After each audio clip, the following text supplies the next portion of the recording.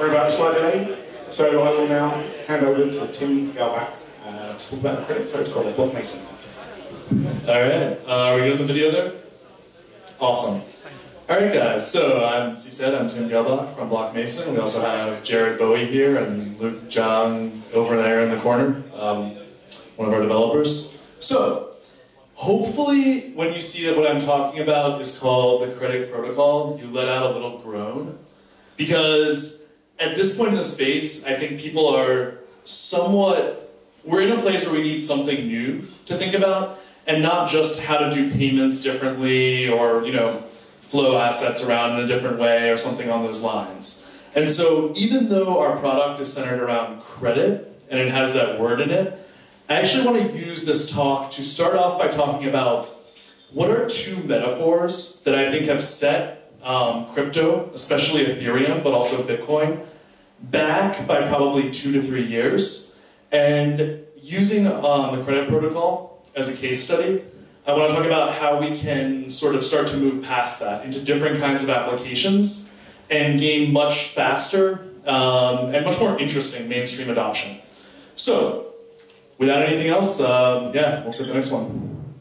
Okay, so I think everybody here who's been around crypto since about, when it got big, 2012, 2013, everyone got into it because it was currency, right? The first killer app was obviously Silk Road, and everyone was really excited about the fact that you could, move money around really easily.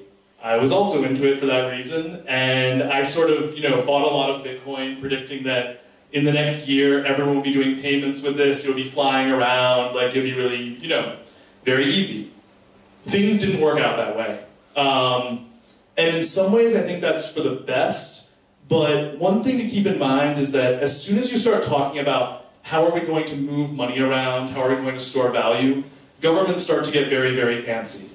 And one of the biggest reasons that the currency metaphor was ultimately, I'm not going to say a failure, because I think it's still used fairly heavily and has a lot of practical application, but we've seen it be progressively restricted. In the US, it's harder and harder to get money on and off exchanges. In China, it was used to get around capital controls for a while, and now that's fading out. And so, even with that, whenever you talk about crypto, most people think about money, right? Like if you're thinking about Ethereum or Bitcoin, it's how much is it worth, what's it going to?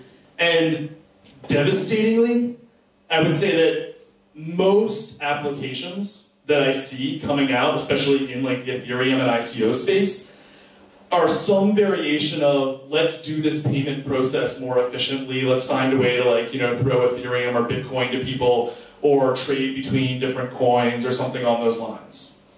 Okay, so that's the first metaphor that I think is very much in people's minds, and one of the first things they go to if they want to develop something new in this space. Let's go to the next one. Now, the next one to hit was smart contracts. And this one's really interesting because it's an extremely powerful concept, but the metaphor has just completely limited us, okay? So when people started thinking of smart contracts, and when I first saw Ethereum, the word contract severely limits your scope of thinking. As soon as you're talking about contracts, people's minds immediately, especially when they're automated, go to the whole thing about, the code is law, the DAO, how can we automate legal contracts? Or, if we have these sort of complex interconnected machines, how can we do new kinds of securitization, right? Everyone's first thing they think of when they think of smart contracts is, oh great, now I can take a real world asset like real estate, package it up on the blockchain, start throwing those proceeds through to everyone. Even ICOs are an example of this, right? People saw ICOs, they saw tokens, and they were like, okay, this is an awesome new way to represent equity, right? We'll just sell all these, make them super fungible, anyone can get in on the investment.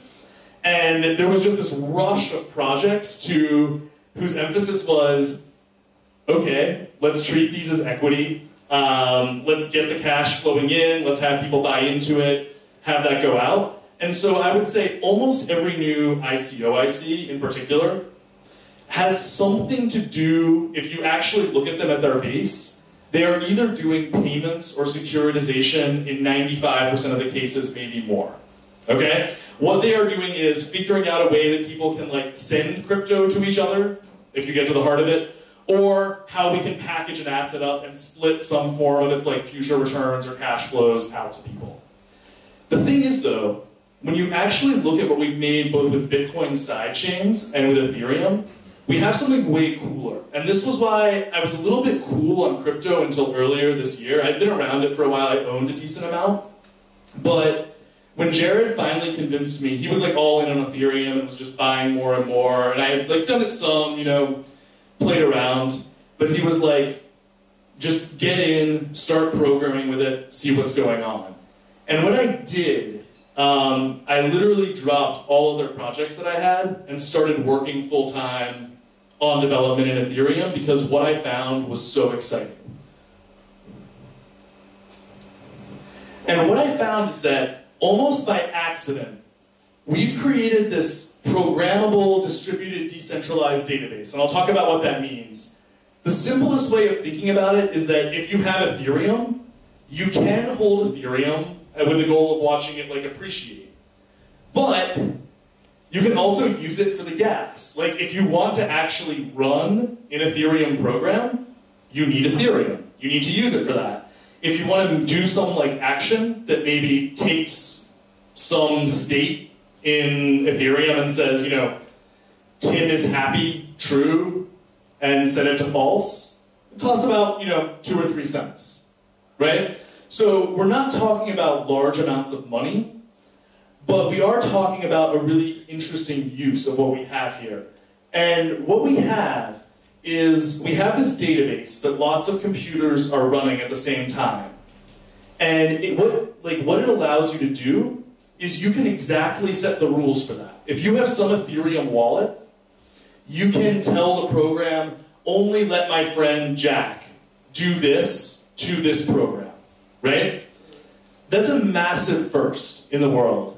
Everything else that we had before was some version of, if we look at, you know, people running programs, you have to hire a developer to maintain your server, everyone has to trust you that you're running that accurately, or you can store information in the cloud, right, on various apps, and we'll get to that like later, and the issues with that. But for the first time, we have this database that everyone can watch and verify, and you can set the exact rules for how it gets updated. And I think the easiest way to understand what that allows us to do is to start going into what we decided to do with the credit protocol and how it's different from payments and securitization. Okay, so this is what I just mentioned. We can, when I say that we can update state by trust, by programming in rules, what that means is that there's a ton of situations in life where we have a system that has some information about it, okay? And the one that we're going to get into first is the very simple one of one party owes a debt to the other party, all right? So if we think about that, it sounds really simple, and we've all done IOUs, right? Everybody here at some point has been out with their like deadbeat friend at the bar, and they get the idea that we're going to like write down that he owes me like £5 or something. Right? This is not like, this has gone for like thousands of years. Humans have writing. The thing is, when you do that, you don't really have any guarantees about how that was recorded, if you have some kind of IOU, right?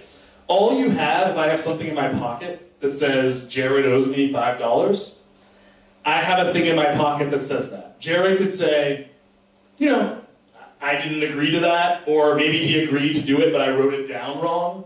All we have is that information. What we have now is this system with Ethereum and other blockchains sitting in the middle, where we can start to make a lot of guarantees about how that information got there, and also what it represents. And once you have that, you open up an entirely new set of applications that you can do. And this is where I'm going to go a little bit more in depth. Okay, so with one of our first apps, we were looking at this problem of how do you track debts between friends. So let's think of all the approaches that you could try and where they fall short. Because in large case they do, and when they don't, the reasons why they work are somewhat interesting. So the first thing you can do is keep track mentally, right? You keep, like, between friends, you have this, like, rough counter in your head of who owes how much money or who paid for, like, the last dinner or something on those lines, right? We all know exactly how that breaks down, which is that if someone has the intent of going back on that or trying to pay as little as possible, it adds a lot of mental stress to everyone. I'm not saying that, like, blockchain is necessary for you to maintain your friendships, but I am saying that that system of keeping track mentally adds a lot of friction to the system. And every time that you want to think, unless you have a ton of money, you know, okay, should I buy my friend this beer? There's this little calculation in your mind of, you know, will he remember, like, does he see this as me doing him a favor? How often does he do it? There's all this stuff that's going on, right?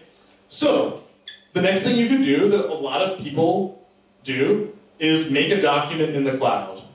Right? You're like, all right, guys, we want to make sure that we always know who owes how much money. So you go and you make a Google spreadsheet or like doc that you can access on your phone, and you go out to dinner with your friend, and like it happens, and you know you write in that you owe him $30. The key problem here, and like if you understand why there's an issue here, you understand this entire class of applications that we can now do with blockchain that we couldn't before. The key problem when I go into Google Doc and write down that Jared owes me $30 is that that's all I have. He can argue it. I can make mistakes typing. It happens like all the time. I can write $300 or $3. And it's not that we don't trust each other in that situation. It's that the thing we have stops being a useful record. And so that starts to become a barrier in our, like, not in our interactions, the friendship stays fine, but it becomes a massive barrier in using this system. Because as soon as we can't trust what we have, as soon as I have to look at that spreadsheet and start thinking, okay, it says $30, was it really that, or was it actually 35, and maybe I wrote it down wrong, or he's gonna... As soon as you have that, the entire system starts to break down. And the next time you're at dinner, he's going to prefer that I just give him $50 instead of, you know, one of us remembering that there's a debt. And this is a reason, you know, that it's nice to like have one person take the whole check, but he would prefer that everyone just give him cash at the time of dinner and not say, I'll get you back later. Okay? So that's like one massive problem with those that I don't think people think about. And that problem applies to all database systems. Anytime you have a system kind of sitting out there in the cloud that relies on one party like being able to update it, you have this problem where you don't know if what you have is good data, and it starts to lead to problems down the road. Now, the obvious solution that any like developer will say is, okay, you write your own program, right? Maybe we like make a little program, we put it up on like an Amazon server, who knows? You even make it accessible from the web. Every time you guys go out to dinner, you start like, you know, inputting into that and using it, right? And that's great. That actually does work. And in fact, if the friends trust each other pretty well, he's not worried that you're cheating the program or something. You actually have this nice system where you can make a website where, you know, I think that Jared owes me $50. Looks like the microphone doesn't work. Okay. What? I just found out read that. Oh, okay, sorry. No, actually, like, I prefer it this way as long as people can hear. Yeah. Yeah? Alright. So, that actually works really well. And you can make a program where I think he owes me $50. I send it to the server. When he logs on, it shows him a confirmation, and he can say, alright, yeah, I think I owe that, hit confirm, now it's recorded. That actually works great and solves all our earlier problems, but it leads to this other problem, which I would call the almost, you know, Web 2.0 problem of all the systems we have, where now we're completely dependent on me continuing to pay Amazon every month to keep that program running. And if he has any lack of confidence that I'm going to keep paying that bill, he still will trust me as a friend, he just doesn't trust that program, right? Because you can't do things like say, you know, I'll pay $5,000 for you right now and just expect it back later. If I could, you know, forget to pay the bill, get bored of the program, turn it off, and it's gone, right? So, the next thing is, you trust another party to keep that program running. And this is where we get to the area where there are existing solutions that work very well, but they're over-engineered and require, it's just too much in terms of marketing to keep the system going. So, right now in cities like New York and stuff, there are apps that people like to use that do IOUs. And everyone downloads the app, they send it to each other, and they're pretty confident that that app will be around a year from now because it's big, it has tons of marketing, it's gotten VC funding, right? And so you're very confident using that as like a source of truth for how much everyone owes each other, right? Again, the issue there is that you have to do this extra mental calculation of, will this app be around? Do I think my friends will keep using it? All this kind of stuff. And so at all these and you're also even depending on that company to successfully do enough marketing to get that app market penetration, anything like that. So once again, in all of these, there's this extra mental thing in the back of your mind of, will this still be around? Is it accurate? Does it work? Now, the next option is actually the one that's the most interesting to me, which is you can do what Venmo did. And basically Venmo's main use case is people in the US settling debts between friends for about $50 to $500, okay? And the way the friends know that if I say, you owe me $50, the way I know that gets paid back is that Venmo can pull from their bank account, right? Now, Venmo has not rolled, Alipay does a similar thing in China. Venmo has not rolled out in tons of countries because there's this massive orchestration that you have to do to get lots of banks on board, handle the fees, not pass that on to users. And what you're actually doing when you use Venmo is you're using this sort of coordinated system of large multinational banks to keep track of the fact that you and your friend owe each other $50 to $100 over dinner multiple times over the years. Of course, there are cases with strangers where you actually want to settle the payment right now. And I think there's a lot of stuff in the real world and in ETH that handles that. But if you're just talking about tracking, you're actually doing all of this bureaucratic work and business development on the part of Venmo to make sure that people can have reliable tracking of what there is. So, I mean, the punchline is pretty obvious at this point. You can use the blockchain, okay? And the blockchain changes things fundamentally because it solves the issues at each one of these steps, which I'll get into. First, obviously, you don't have to keep track mentally.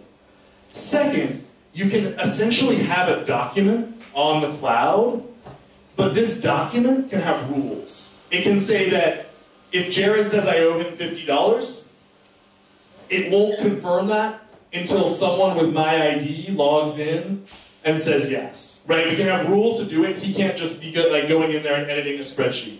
And that actually helps both of us a lot. In terms of writing your own program, it solves the issue of permanence. Once you've written data to the Ethereum blockchain, it's there. Like, we can go back and check it at any point, and as long as neither of us, as long as the program is well written, that data is there, and if one of us gets bored of Ethereum, it doesn't go away, right? In terms of using an app, it's very similar to that case, but again, it solves the issue of it going away. And for Venmo, you're able to do all of this while using the Ethereum network and completely cutting out the need to get all of these like huge institutions coordinated to handle these small debts in a way that we've seen. I mean, for example, Canada doesn't have Venmo, and people still track in like, random ways because it actually is a significant problem to solve with a lot of regulatory barriers. As soon as you deal with actual money moving around, you get into tons of regulatory barriers. So let's move forward with it. Okay, all that the credit protocol is at its heart is a confirmation acknowledging that there's a debt and a credit between two entities in some currency with possibly a memo attached to it, right? So in this case, the debt would be me, the credit would be to the devil, and the memo would be like soul, which I guess the currency is one soul. Sort of did that a while ago, and the deal worked out well, so pretty far ahead. They never collected payment. So that's and now, if we stop and just, before we move on, think about what that means. It means that whenever you see a debt and a credit recorded on the blockchain using this protocol, you have all this extra information. You have the information that each of these parties knows everything the transaction entails, and both agreed to it using like, one of their wallet keys, right? That's a massive amount because neither of them can go back later and say, what was this for? You got the number wrong, anything like that. It's just there, and its very existence, because of the rules that are built into the system, proves that something actually happened. Let's go forward. So, the next thing that happens, when we first built this out, we were actually thinking of kind of the smaller debt cases between, between friends. That was the original motivation for the system. It turns out you can generalize this to an insane degree. The idea of a debt and a credit confirmed by two parties sitting on the blockchain. And the amount of use cases that you end up with, which I'll get into in a second. I would go so far as to say most credit applications that are coming out now as ICOs in Ethereum are basically small subsets of our functionality that could be built on top of it. And an easy example is collateralization, right? As soon as you want to loan someone money who you don't know, maybe you want some collateral, maybe it's ETH, maybe it's something else, what have you. Once you have this, tracking protocol built in, you can go and start layering other stuff on top. It's like the very foundation of the whole stack. And you can start doing things like saying, okay, this debt exists between these two parties, and if it doesn't go away by this date, automatically, move the collateral to the party that was lending, right? That would be one example. Another that we'll see in a second is anything involving loyalty points from a corporation to a customer is essentially a debt that gets accrued every time the customer shops and then is redeemed when they want to, go in and actually use those. If you have airline miles, essentially every time you fly, the airline owes you more miles, and that's recorded. You can record when that happened. And then for you to redeem them, you don't need the airline to maintain all these databases, potentially, or your favorite coffee shop that records when you have 10 coffees and get one free. You can have all this in the blockchain with very specific rules as to how your account gets updated. And all of this infrastructure that's been built out to just sort of track all these points and rewards and things like that can basically just be ripped out and just thrown onto the blockchain and allowed to exist there. So, just a very few example use cases are things like you could have a university running meal vouchers, where at the start of the semester, the currency the student gets is in meals. It's actually a way a lot of colleges do this. And every time it's, the student has a meal, that's updated. And they actually go and take that out of their account. As we said, gift cards, loyalty points, consumer loans. We talked about collateralization. But if you want to build any type of consumer loan or peer-to-peer lending protocol, you absolutely need to have the tracking layer completely locked down. And especially if someone wants to build a peer-to-peer layer, it's extremely helpful to have the confirmation that this loan exists because both parties agreed in some way. Now this is probably, and I'm going to get into this when I get into the legal part, this is the point that I think everybody in Ethereum and Bitcoin needs to understand. When you are doing something in payments or securitization, you are swimming upstream. Governments care a lot about how money moves, who gets it, how it crosses borders, how various security investment schemes work. These are the things that when they happen, governments want to have full control over them because it dictates so much about what happens in that area. In contrast, when what you're doing is basically recording information in some form, they care far less. They don't care that much about whether you track loan state in a decentralized manner or use lots of bureaucracies or coordinate lots of banks. They're pretty open to innovation there. And I would say that applies to almost every major government in the world. So suddenly, instead of fighting upstream in the way that I think Bitcoin was for a very long time, this is not just Bitcoin, I think it's awesome and obviously its value now shows how much of a use case it has. I do think though that there's this awesome effect that we're going to get very soon, especially as more talented developers enter the crypto community, where once they're building applications that don't fight against regulation and what governments want, you completely speed things up and open up entire new avenues. This is a little out of order. I would say this goes in terms of where we get a lot of questions about this just from people checking us out and looking at it. We think of ourselves and this thing that we built as the bottom layer of a stack. You sort of can't get farther up until you are very clear about the ground rules. And it's also very helpful if people don't have to rewrite those rules from scratch for every different credit use case. And so, you can, in terms of settlement, let's say you have debts between friends, you could write a program that allows those to be settled in any way. Whether the friends want to settle in fiat, off-chain, whether they want to use tokens, Ethereum, Bitcoin, you can build that into the contract and let the users sort of delegate to the contract to say, okay, if I paid in this way, update this for me and say the loan is cleared, right? The really cool aspect that I think we're going to see very soon is once you have a reliable recording layer, and everyone can trust that, I think we'll soon start to see courts accept those as sources of truth. Such that if I can show that you owed me this much on this date, it becomes very possible to layer actual legal contracts on top of that, in the real world. This is why I actually don't like the smart contract metaphor, because I think a lot of contracts in this space actually will be paper ones. And what we'll do is we'll say, I want to borrow $5,000 to buy a car, and someone will come in and have a contract prepared that says, both parties agree that this record on the blockchain represents what happened. And then if I pay my loan off, and it's recorded on the blockchain and the other party agrees, my loan is paid off. And then that can be done through the existing legal system. The final part, and I think one thing that we hit on this one, and I don't know if we'll hit it again, but I think the timing was right to do it. A lot of people know about the SEC letter that came out in, I think it was July, where they basically said, if something that is tokenized is a security, we are going to treat it as a security, right? If it's not, we're willing to be open in that regard. So, this comes with the standard, I'm not a lawyer, disclaimers, but the general direction that we took in this regard after examining US law heavily and consulting with lawyers was to make sure that the token we did was a product use token. And what we mean by that, it does not mean that you can't do any speculation with the token. What it means is an example of something that's product use versus an investment would be, let's take the example of real estate.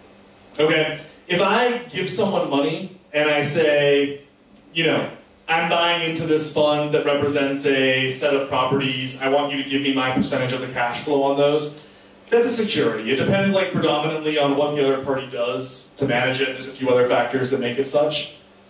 If what you do, if I prepare, a very nice plot of land, divide it into 8 parts, and then say, guys, I'm selling these 8 chunks of land, right? You're going to have a few types of different people who come in and want to buy that. You're going to have developers who think that through their expertise, they can make that land worth a lot. They can make really good buildings, right? You're going to have speculators who think that this land, at that for now, the idea of the drawing was, someone could buy a car or rent a car with the intention of using it for business purposes, deliver stuff, drive an Uber or something like that. People can also speculate in cars. If there's high taxes or something that's, the exact business that importers, exporters are in, is, managing those. If someone thinks a car is about to become scarce, people were literally speculating in Teslas in a lot of countries. It doesn't make them a security, it makes them something that has a use, and where different people have different valuations as to that use at that time. All right. With that, I'm going to stop. We have one artist on staff who does a lot of cartoons, and if anyone wants to look him up or contact him, he really likes attention for the stuff that he does. I just hate PowerPoints, so I kind of locked him in a room and made him do this whole thing. I will take questions now. I have a question. Oh, I'll repeat the questions as they go. When polo? When polo? Okay. Yeah, I didn't guess, sorry. Okay, that was a bit of a joke. Actually, I wanted to ask, how is it different from trust lines? Yeah, that's a really good question. I actually would say trust lines was really glad you mentioned trust lines. That's because actually no one has mentioned that in our entire chat, and they were actually, when we were all looking into this system, they probably represented the most interesting prior art. In terms of, okay, this has been done, like what do you build on? I think the difference is that trust lines was for a very specific situation.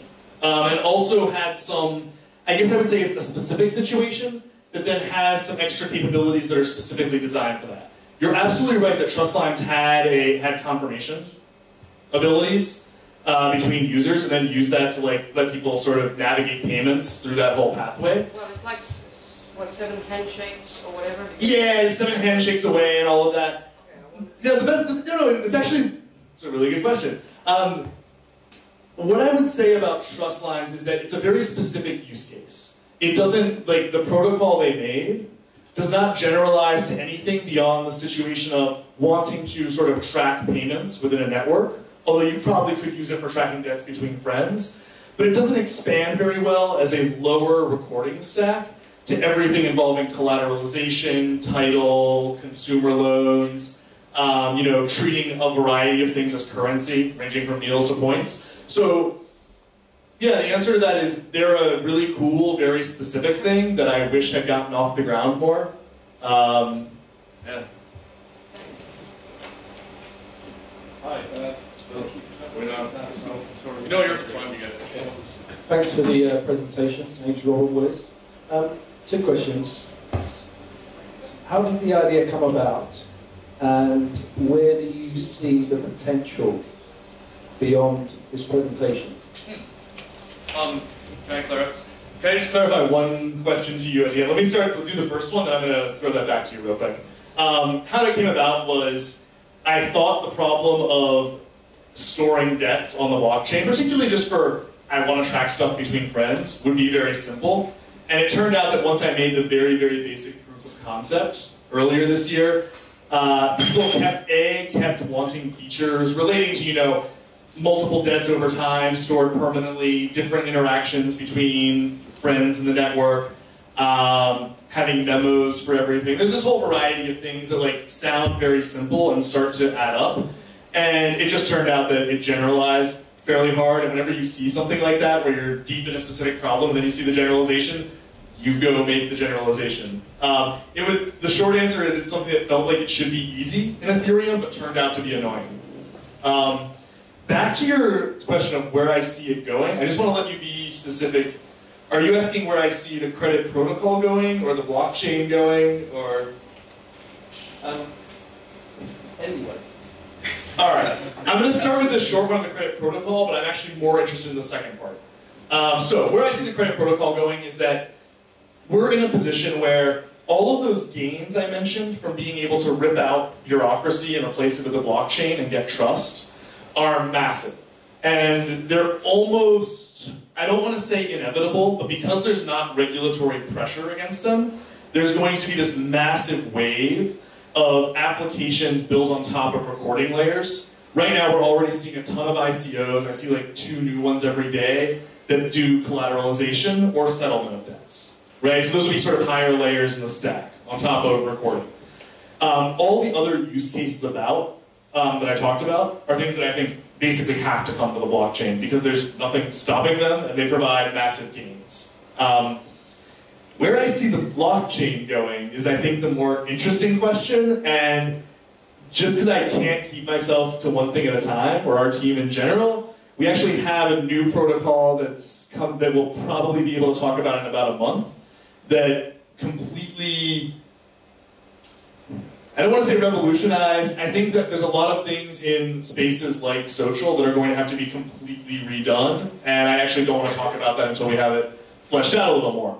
On a general note, we are going to see, especially as more talented developers come into this space in the next few months, which is already happening, especially in California, Boston, New York, all of the sort of more tech than crypto places, LA, Austin, Denver, Seattle, you can go on. We're going to see a lot of this consumer app stuff, where we're going to see things where people realize, there's a lot of people who are smarter than I am, who are out there, and they're going to look at this and be like, oh, okay, we have this massive database that you can program rules for and do, and it leads to this whole set of consumer apps. And I'm happy even actually to talk after about like what they are specifically, but literally there are probably 50 to 500 billion dollar plus companies that need to be built on top of that concept of sort of consumer app that involves a database managing some set of data through a protocol.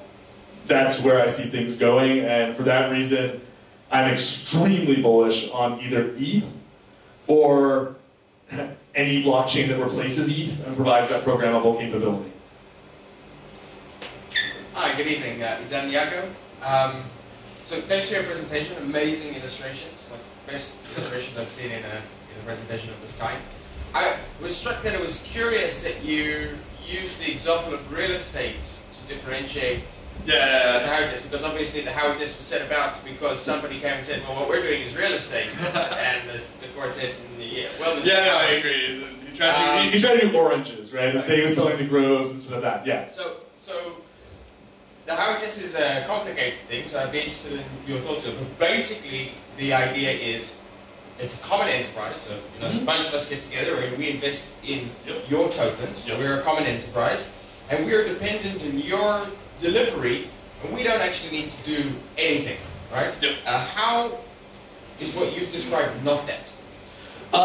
So one of the biggest ways is that the protocol itself is basically delivered at this point, and people are very specifically buying the ability to use that. And if we all died a couple of weeks from now after it rolls out on the mainnet and is finished auditing, there would still be an immense amount of utility in those tokens. So that's the first way. And I think that's like a good way of, and just in terms of the common enterprise and whether the profits are just like solely derived from the actions of another party, is to think about if you're buying into an ICO and all the ICO's founders died a month and a half later or stopped caring about it, would you still have something useful and some right that represented? And the answer in our case is absolutely yes.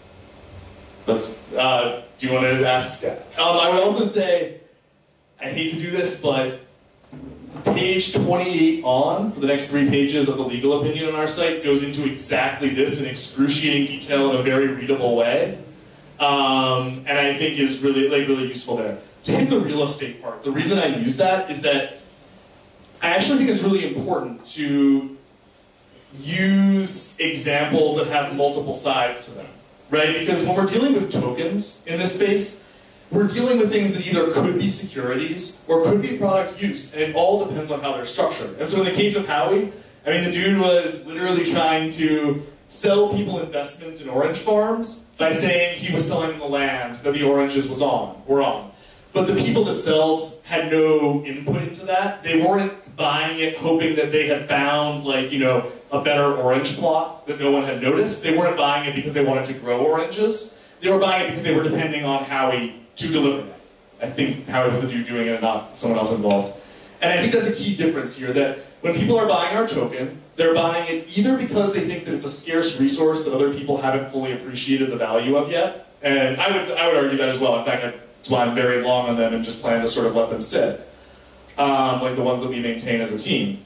And I think also the other thing that they want to do is use them to develop, because we're already getting interest from some outside teams who want to develop on this, and the answer to their question of how do I do it is, we'll consult with you and work on the documentation in that, but you're going to have to buy some of the tokens in the secondary market. And so those people who got in early and correctly recognized it as an interesting thing will make money on that process. But what they're making money on is not the efforts of others, it's their own ability to correctly read the market and understand what we had. Rough answer. Thank you for a very interesting talk. May I ask, how will the protocol deal with bankruptcy when an external authority, the government, comes in and wipes out your debts? So, I actually want... What kind of situation are you imagining that in? So you're basically saying that we have a contract between you and I, let's say it's for a consumer loan, something like that? Yes. Absolutely. So... I'm living on the edge financially. Yeah, this is where, let's go back, actually I'll go back 1 second away from the questions. It's actually really, I don't at all agree with the Ethereum idea that they run from a year ago-ish, before the DAO, that code is law. And what we're trying to build here is not something where code is law. We're trying to build something where code gives you better information.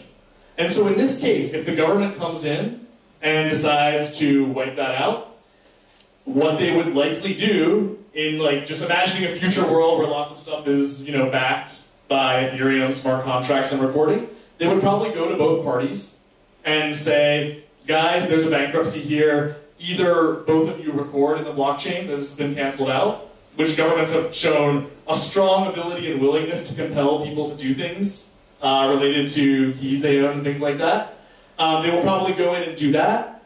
Or they will say, legal system, if this debt is no longer valid, and even if it says that in the blockchain, disregard it.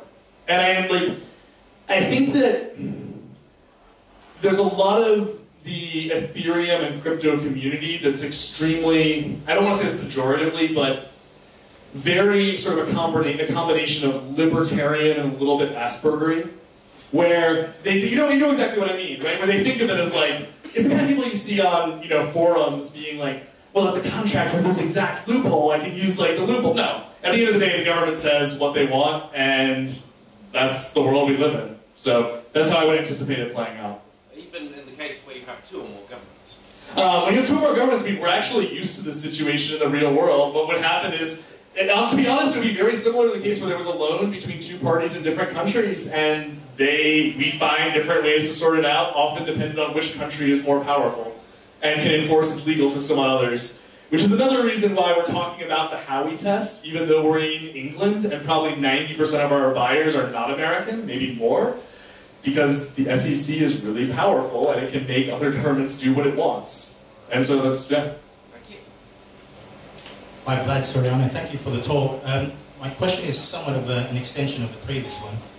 Are you incorporating any type of credit profile so that if you're settling debt, managing debt, yep, from friends to love the question. Other layers, yeah, then are you incorporating or thinking about credit profiles of individuals, entities? Yeah. How do you manage bad debt? Absolutely. So I actually think that when I talk about multiple, very many billion-dollar companies that have yet to be built on top of this, that's one of the first. Bloom is already doing that, but I think as a preview of our upcoming protocol, I think that currently we see credit way too narrowly. We see it as a thing that bureaus record about you and affects whether you can get a house or a car loan, or maybe people use it for a job. We are going to enter a future that, for some people will be dystopian and some will be utopian, where credit is your entire life. And yeah, literally, someone will go, they won't necessarily mine the data. They may make a program that you can participate in where you open it up to them, and they make a business around giving you better access to credit if you're willing to provide what your history was, through time. And so to answer your question specifically, I think that it will lead to a mushrooming of businesses on top that ask users voluntarily to give part of their data in order to receive benefits, and absolutely use this. I also think that there will, not just credit, there will be a massive advertising business. If you make a program that lets friends send debt to each other, and you know that X person has just been receiving or sent, is $10,000 in debt to lots of friends, advertising companies may be interested in buying advertising to that person, and you absolutely could build that on. And I don't know whether you would see that as good or evil. I'm definitely somewhat more in the evil camp, but it's coming. And once you have this information layered on and recorded, it's not a big step to add it. Is that kind of like a morphing of Steemit? He asked if it was a morphing of Steemit. Could you clarify what you mean? Well, it's a recording of some form of credit. So rather than opinion blog pieces, you've literally got your debt, and if there's 100 posts where people thumb you down and say, no, bad guy, then you won't get a credit token. That's really interesting. I think, to answer your question, in the future, everything you do, unless you take specific steps to make it not public, will become public and relevant. And I think people will absolutely start looking at your Steemit profile and seeing if you were voted down, then integrating that with your friends and deciding whether you're someone I want to advertise to, give a job, give credit to. Reputation. Yeah, Black Mirror. absolutely. No, yeah. Actually, it's very much like one of the inspirations for this was like the Black Mirror episode where everyone's voting each other up and down, because I do think that that future is coming within the next 3 to 10 years, and it seems pretty dystopian to us. I think most futures look dystopian, and when you're in them, it's just normal. I can give a lot of examples about our current reality that are very dystopian, but you usually find a way to find the benefits. So. Yeah, about me, I would like to say that I don't want to see this future where everyone is in debt, because that's the whole reason why Bitcoin was, is there. And if you look at the Genesis block, there is something about the banks getting bailout because they were making really bad loans. So that's one point. I would not sort of encourage people to make so many debt. Oh, I love this question. Yeah. My question is different. My question is technical. What do you think about transaction fees and gas? Because, like, if I use your platform, I need to buy a token, pay some gas, which is 200,000 gas, which is roughly $0.50, then use that to transact with a smart contract, which is another $0.50, and then call the smart contract. What if I just write the smart contract myself from scratch? Yeah, let me, that question is really good.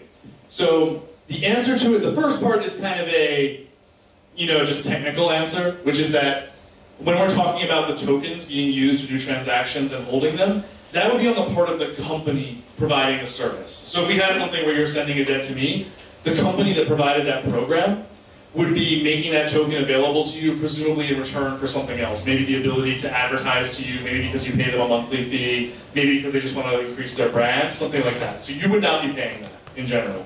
Now, the Ethereum side is absolutely a massive issue when you're talking about 200,000 plus gas to do all these things. And there's two answers to that. One is that this is somewhat made with an eye to the future, and there's a lot of, any application that involves sort of many small transactions back and forth is a terrible fit for most current blockchains. It's just, we're talking about the best analogy would be people in 1996 who wanted to do streaming video. They were absolutely right that it was coming, but it just took time to get to that point. Now, there is an entire other class of applications though, which is anytime we're talking about sort of larger debts, and I'll get to your debt point in a second, but anytime the amount goes over something where the Ethereum fee with 1 GWay is, more than 20 cents, let's say it's 20 cents-ish, and your transaction is over $100, at that point, if it's not happening frequently, it starts to become very useful to get it on the blockchain. You're replacing a lot of other infrastructure. So as a general rule that I use for myself when evaluating projects, if I'm seeing, and I think that definitely we talk about consumer loans, even a lot of larger loyalty point transactions, other things, anytime you see a transaction that has very few rights, but they have a lot of value, and many reads, you have a great candidate for an application to build on Ethereum right now, because that can be done today, and almost no one is doing it. Back to you don't want to see people in debt thing, because I actually understand the sentiment a lot, and I came of age roughly a similar time. I think that in a historical sense, one of the most notable things, even when there's been forms of hard money or gold or things like that, is that people will always layer debt on top, because what debt represents is not, necessarily slavery. It's the ability to handle the fact that both parties don't hold the cash to settle at a given period of time, and that leads to some negative consequences, but it also enables a ton of productivity. And there's a lot of inefficiencies that happen if you won't... I'm not agree with that. That's the Keynesian view. That's the Keynesian economics. Not sure I could disagree more strongly that it's Keynesian, but what I'm saying is that, I don't want to go too deep in the weeds here. I would say that, historically speaking and socially speaking, the ability to not have to settle in cash at the time seems to be something that people strongly desire, and that even outside of a government context, when you're talking about individuals, and when people can accurately evaluate the creditworthiness and whether to do it, I think adds a lot of economic value, but that's all I'll say on the topic, and I can go into it later. Okay, thanks guys. Just going to take the last question and then we can continue the conversation at the bar. Perfect. Hi. You talk about the solution for some of the issues being a bit in the future, about streaming and so forth. Yeah. I think you're talking about Ethereum scalability issues. How high is that wall for you bringing this thing? Yeah, so in terms of what we're able to deploy on the mainnet within the next couple of weeks and just finish up and put out there, it actually depends on the application. So in terms of how high the wall is, if it's an application where you're not writing very often to the database, and maybe every month it gets updated or every day, and it has a high value, that can just be done right now.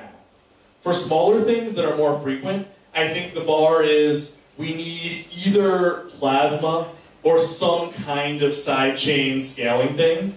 And that's actually one area that just as a sort of intellectual pursuit I'm investigating a lot right now because I think that it's critical. In terms of the wall, I would say we are, if Ethereum people stop being lazy in development, I don't know, like a year, generally I would say like a year away from that happening. Once it happens, it will go really fast. Like the ability will be there, the knowledge will be there of sort of what we want, and it will start to accelerate very rapidly because people will just be able to deploy those. I think it's definitely technically achievable within the next 1 to 2 years.